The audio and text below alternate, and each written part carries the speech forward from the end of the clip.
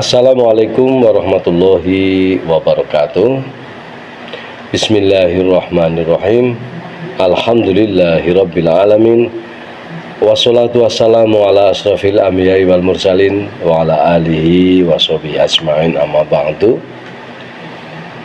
Kaum muslimin dimanapun Anda berada, pertama-tama kita memanjatkan rasa syukur kehadirat Allah Subhanahu wa Ta'ala. Pada kesempatan kali ini kita masih bisa berkumpul bersama dalam rangka menyemarakan suasana di bulan Ramadan. Rahmat dan salam kita haturkan kepada junjungan kita Nabi Agung Muhammad Sallallahu Alaihi Wasallam yang telah membawa kita dari dunia gelap menuju ke dunia yang terang benderang.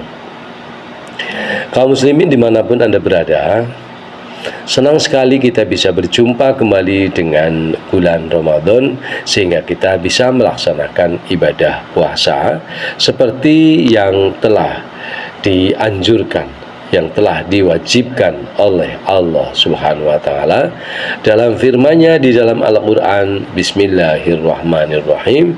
Ya ayyuhalladzina amanu kutiba alaikumusiyam kama kutiba alal ladzina min qablikum la'allakum tattaqun.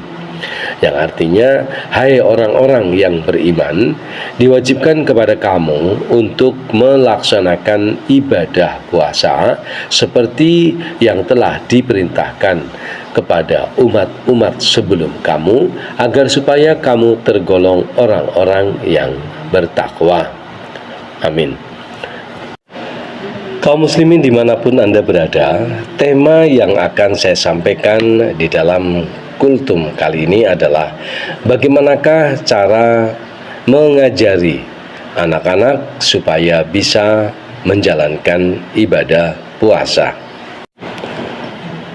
Sebelumnya, anak-anak pasti sudah mengetahui bahwa rukun Islam itu ada 5. Yang pertama adalah mengucapkan 2 kalimat syahadat. Yang kedua adalah menjalankan ibadah sholat. Kemudian yang ketiga adalah memberikan zakat, dan yang keempat adalah melaksanakan ibadah puasa, dan yang kelima adalah wahijul baiti manistato'a ilaihi sabila, atau menunaikan ibadah haji bagi yang mampu. Pemahaman tentang ibadah berpuasa yang merupakan bagian dari rukun Islam tersebut merupakan satu hal yang perlu diinformasikan kepada anak-anak.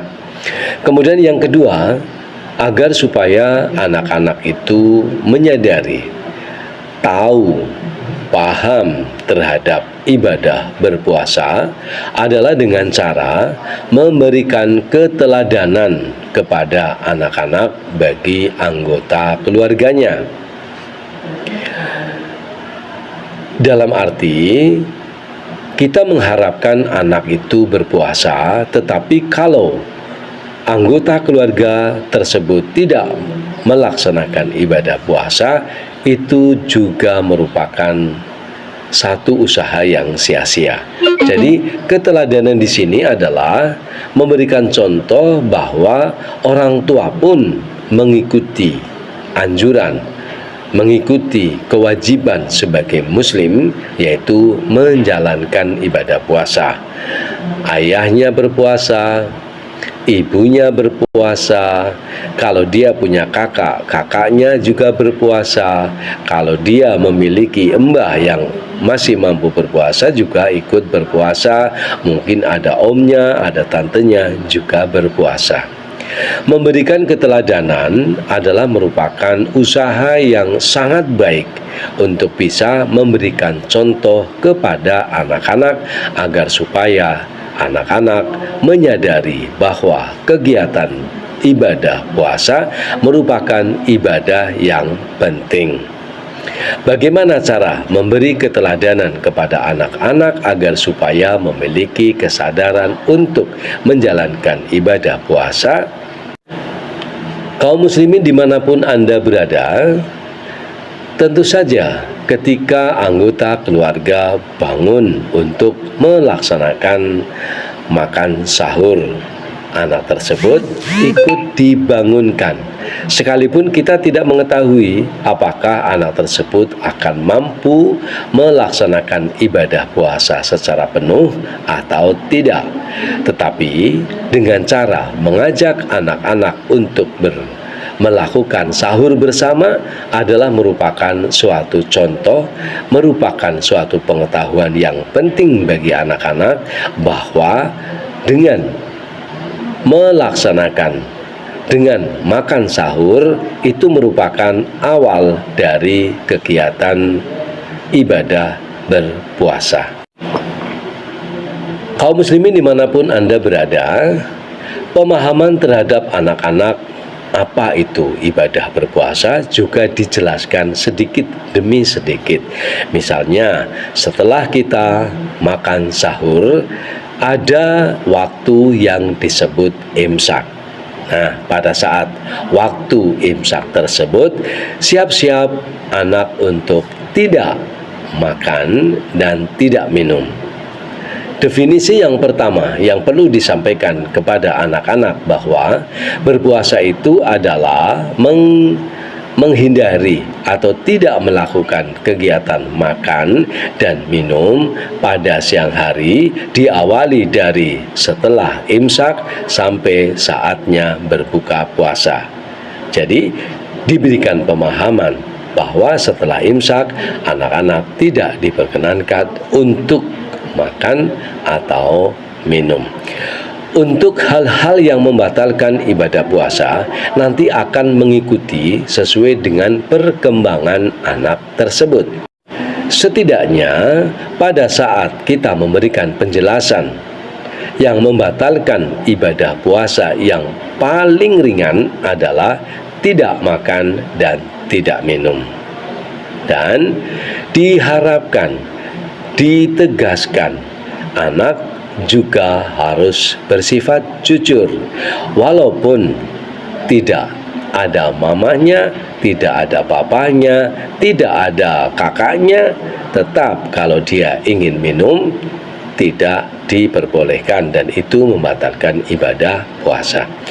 Di dalam memberikan contoh kepada anak-anak tadi, kita tidak harus mensyaratkan, tidak harus mewajibkan anak melaksanakan ibadah puasa dari saat imsak sampai berbuka puasa. Kita ikuti saja seberapa anak memiliki kemampuan untuk menahan makan dan minum. Bisa saja anak tersebut hanya mampu melaksanakan ibadah puasa selama mungkin 3 jam, 4 jam, atau 5 jam. Dan kalau anak sudah merasa haus, sudah merasa lapar, anak diperbolehkan untuk berbuka puasa. Nah, syukur-syukur diharapkan esok harinya bisa menahan lapar dan dahaga dalam waktu yang berbeda. Artinya bisa bertambah menahan lapar dan hausnya.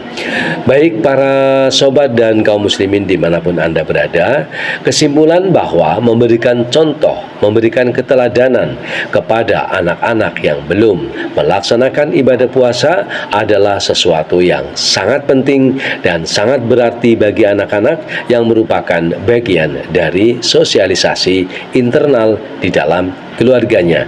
Sehingga dengan demikian, maka firman Allah yang berbunyi Bismillahirrahmanirrahim, ya ayyuhalladzina amanu qu anfusikum wa ahlikum naron, ini bisa kita buktikan, yaitu dengan cara seluruh anggota keluarga melaksanakan ibadah puasa sebagai sesuatu yang wajib dan sebagai sesuatu yang mengharapkan kita tergolong orang-orang yang takwa. Demikian, wassalamualaikum warahmatullahi wabarakatuh.